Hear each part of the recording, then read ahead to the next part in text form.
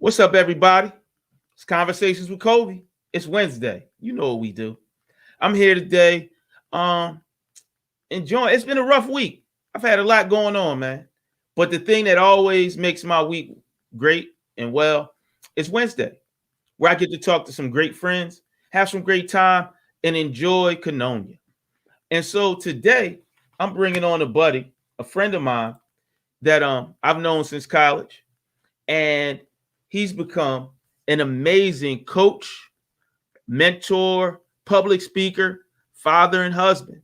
And he's great. And notice I said husband last. That's because they we always get treated the worst a lot of times. So I was listening. I'm in this group where they talk about alpha and sigma and beta males, and they were like, "Yeah, any man who says happy wife, happy life, he's a simp or something like that." And I had to analyze that for a minute because happy wife, happy life makes you a simp. What I do believe is if you say happy wife, happy life, and and you're not happy, or the things you do to make your wife happy doesn't make you happy, then you may be. But if you really got a beautiful woman on your side, then she makes you happy, and it makes you happy to make her happy. So I'm gonna end with that note because I just wanted to say that, and that was on my heart today. But today we're really gonna get into an amazing conversation with a buddy of mine, Coach Kyle Adams, who got his thing. It's Bigger Than the Ball, which is an amazing program that talks about or has him talk about mentorship and all these other things. So I'm gonna bring my buddy on so he can tell you for himself. My man, my brother, Kyle Adams. How are you, brother? Outstanding, Cobi. Thank you, man. I love what you've been doing, man. I love how you've been elevating all these different amazing people, man. And I'm really excited to just talk with you. Um, that I don't view this like an interview. I'm talking to my homie. Yeah. So, Well, we've known each other for a long time, but I watched you evolve too. I mean, you seen me grow, but I yep. watched you evolve. And I know one thing that you've always had a love for was basketball. And I watched you grow from standing almost on the sideline at Cheney a lot of times, being where we sat in Ada S. George's Hall together. So what I want to talk about is how has basketball impacted you, but also how did you decide to get into coaching of basketball? It's really interesting, Kobe. And some, a lot of my friends know, I grew up in West Philly, and my parents separated. My father moved to the Poconos, and in eighth grade, I started getting into some serious trouble. And my mother made the decision to send me to live with my father. And when I moved to the Poconos, I was a new environment. I really wasn't sure um, how I would adjust socially. And I thought, well, maybe I'll play basketball. I grew up playing basketball on the crates, like most of us do in the neighborhoods, Mm-hmm. playing on a crate. So my thought was, I'm gonna go up here and I'm gonna show these white kids how to play basketball. And I learned how much I didn't know about the game of basketball. And I had a very good coach. I had very good coaches in high school, but my coach, his name was Bob Donovan. He taught me how to work on my game. And Mm-hmm. Kobe, I would go to a basket that is not too far from where I lived, and every day I would work on my skills. I would work on my shooting. I would work on my ball handling. I would work on my defense, and that helped me gain skill and it helped me improve. Mm-hmm. And using that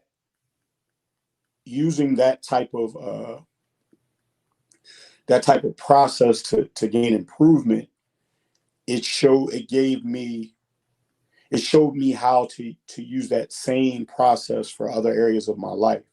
So Mm-hmm. I tell people all the time, basketball helped me make sense of life, right? You practice, right? Mm-hmm. You get better, you get an opportunity to play, and you demonstrate confidence, right? You go out and you have success, you gain more confidence. And I started to apply that same process to other areas of my life, and I found success. And so basketball and helping me make sense of life, I always wanted to do that for other people. I knew when I got to Cheney that I wanted to teach. My grandmother is a Cheney grad. She's class of 45. I always keep her degree with me. Nice. She was class of 45. So I came up in a family of educators. So when I got to Cheney, I knew I would teach. I've always had an affinity for history and reading. So I thought I would, teach history and maybe coach high school. But when I got to Cheney, we had the athletic culture at Cheney was second to none. And, I grew further in love with the game. When I got to undergrad, and I wanted to help provide those type of experiences that I had for other people. So that's what drew me to coaching. Wow. And so you've coached at a number of places, D1, some D2, but all those things. How did you how did you realize the impact you had on the athlete outside of the game?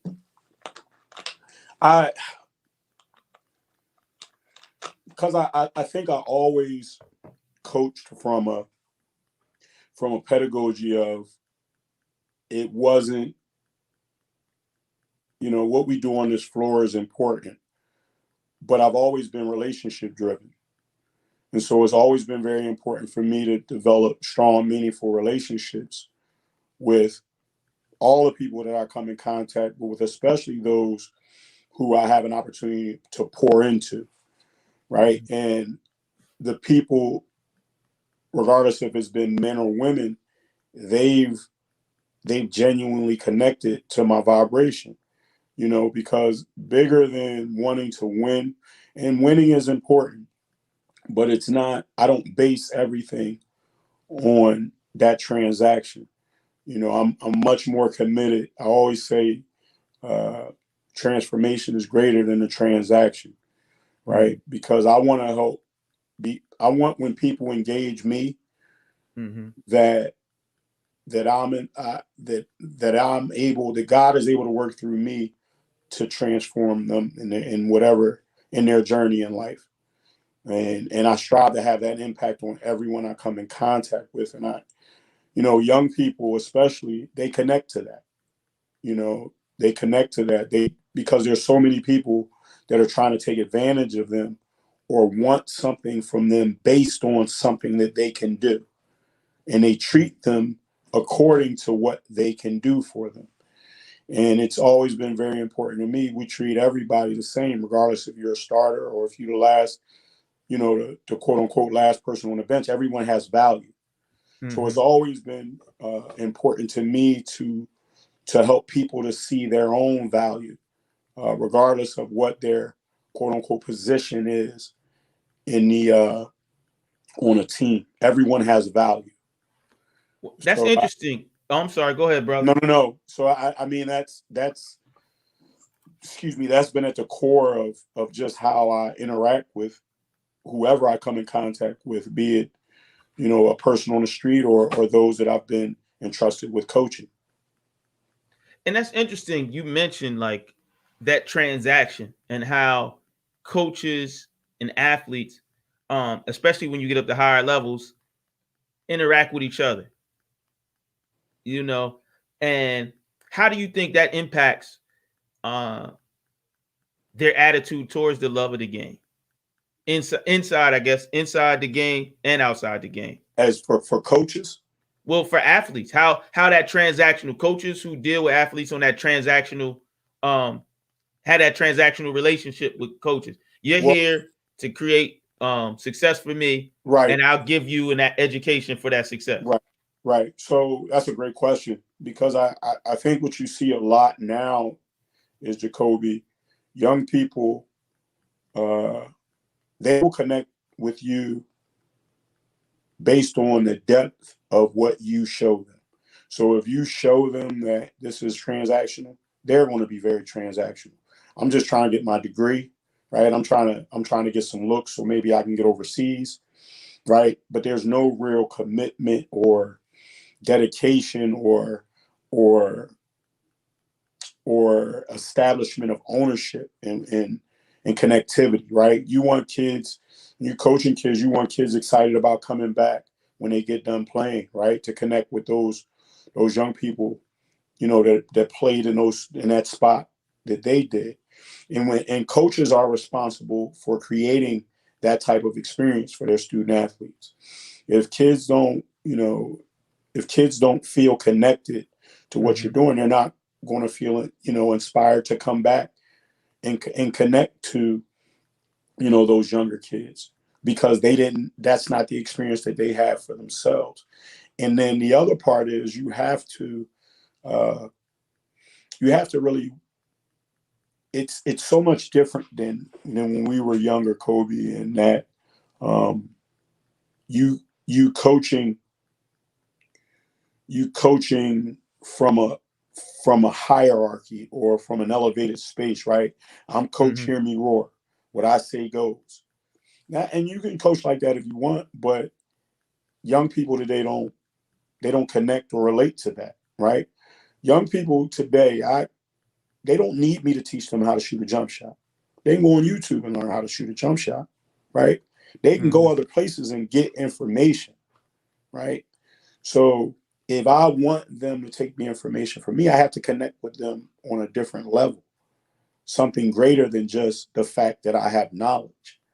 That doesn't move them. They have to see that you taking a serious investment in who they are, regardless of who they are, because that's another huge part of it.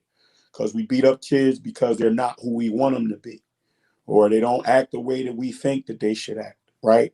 And you have to love these young people where they're at, right? Somebody loved us through our trials and tribulations, right?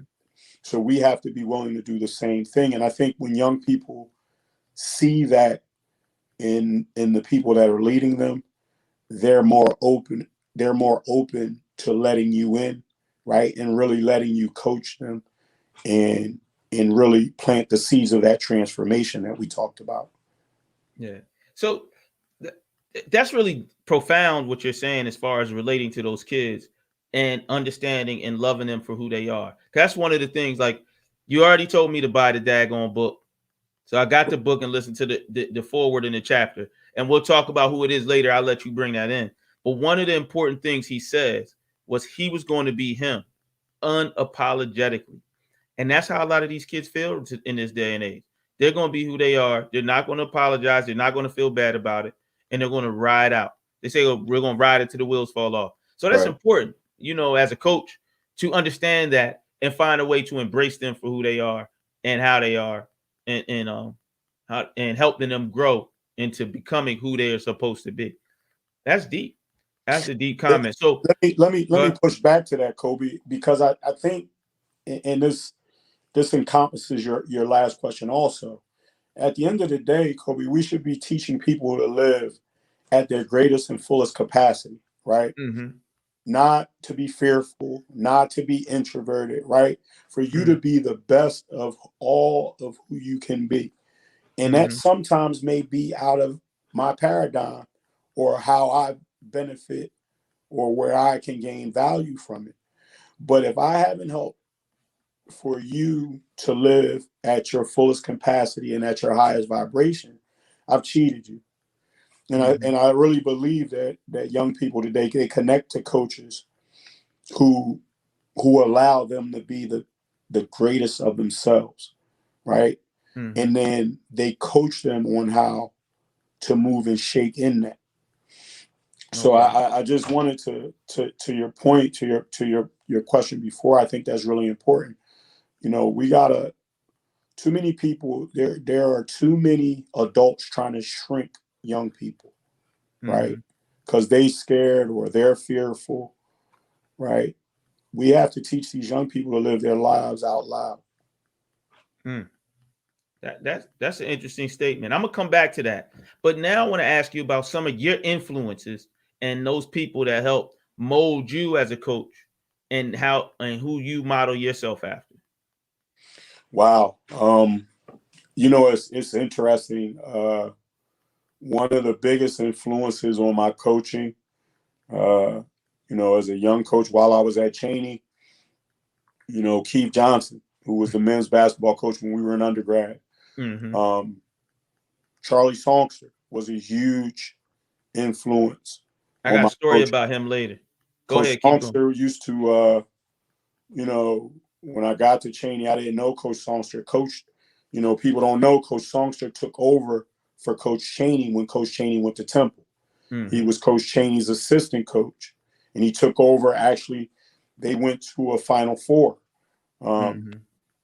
with a brother out of DC named Bootney Green. Mm-hmm. But and then I've always been an avid reader, so I've always read a lot about coaches, and I've Mm-hmm. got I could show you my library. I've got tons and tons of books on coaches, but I would say over the last 15 years, I've really felt that the way that I coach, my values, my ethics, my pedagogy, the things that I want to instill in young people, what I want them to leave me with, I've always felt has been kind of unique. Mm-hmm. And then it just expanded when I started coaching women. But this, and we'll talk about it. But Coach Thompson's book, I Came as a Shadow, really gave me validation on a lot of the things that I think is important that you need to be that needs to be important to you in working with young people. You look at a Coach John Thompson, you look at a John Chaney, right? You look at a George Raveling, and not just being a coach on the sidelines on game day, but really being someone that uses their platform to influence and impact social change. And I think that that's extremely important. Um, and I really am working I want coaches to really understand the power of what and who they can influence, not just the kids that they coach on their teams, right? You have an opportunity as a coach to, you are a community engagement person. You are a freedom fighter, right? You have an opportunity to lift people to freedom from whatever bondage they have, right? It's really that deep, and uh, I don't think a great deal of our coaches really see themselves in that light. And so Mm-hmm. I connect with uh, a lot of those change agent coaches of our past. Mm-hmm. Um, I just think that that's how we should be living. I agree with you, and it's kind of interesting because Brother Thompson and like I said, I got to the first few chapters in the book already, and that's what he kind of talked about, and a lot of those things, and understanding, and it was about the one thing he said, and you mentioned the word freedom, was that freedom isn't freedom if you don't have the freedom to make mistakes, and that's what sports kinds of start giving our young athletes, our young children, black and white. Because a lot of times, and he mentioned it too, being a black coach, being a black employee at a lot of places, and it's changing, but you don't always have that freedom to make mistakes, Make mistakes, right? and so giving them that um, unabashed uh, personal advocacy or affect really helps them grow when you're a coach. And pouring that into your kids, no matter what, or who they are, internally. That's interesting, man. That was deep.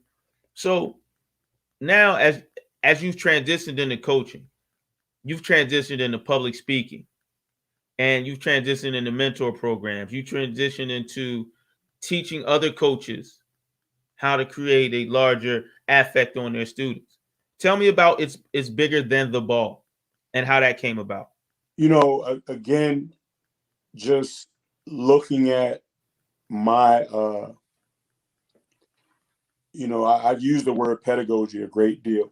Um, Mm-hmm. when looking at my pedagogy as a coach and viewing it as unique, I definitely always felt that it was something that had great value. But I also looked at my career, and Jacoby, I've coached close to 25 years, right? Mm-hmm. Different levels, 1, 2, 3, men, women, um, and high school, junior college. And coaching is a profession that is very can be unstable, right? Mm-hmm. You get hired as a coach, right, by an athletic director and a president. 2 years into your situation, you get a new president, you get a new athletic director. Most people who come into positions like that, traditionally they want their own people, right? So you have these coaches, you have coaches who work in these environments, and because athletics is so volatile, right? Mm-hmm. There's a lot of transition, and you can be a great coach, you can be great at a specific skill, you be a great offensive mind, defensive mind, skill development, recruiter, right? But you get let go, right? And it's Mm-hmm. important for everyone to know, if you do something long enough, you're gonna get fired. Ain't nothing wrong with it though, right? But when you are let go, how do you take your expertise, your experience, right, and transport that into creating something for yourself, right? So with coaching, what happens a lot of coaches base their worth on a school logo, right? So what I'll give you an example. Like when we have our convention at the Final Four, and you meet coaches, and you go up and you introduce yourself to them, and you shake their hand, they don't look at you in the eye. They look at your logo, Mm. right? And then based on the perceived uh, relevance of that logo, that's how people will treat you, right? Mm. And when you lose that logo, people feel like it's the end of the world. A lot of times because coaches haven't done anything else but coach, Mm. right? So one of the things that's benefited my coaching career is I've always done other things inside of coaching. So, Cobi, I Mm-hmm. don't have a traditional coaching pedigree, right? I wasn't a great player, right? My father Mm-hmm. wasn't a coach, but I knew I wanted to coach. I knew I was good at it. I knew I had a passion for it. So I was going to outwork people, right? Mm-hmm. So sometimes I would go, if there was a coaching staff I wanted to work on, I would find another job at that school so I could coach. I coached at Lincoln in 2008, 2009, and I ran a residence hall. So I was able to make it a full-time job and coach. So me having, I've worked in multicultural student affairs. I've done diversity work. I've done student life work. So it's given me varied experiences that have shaped how I coach. But Mm. again, I come back to wanting to create something where I can market these skills, these experiences, this expertise into something for myself. Mm. Regardless of I coach at a school, I have something that I can bring to market that I have that can all that can benefit people.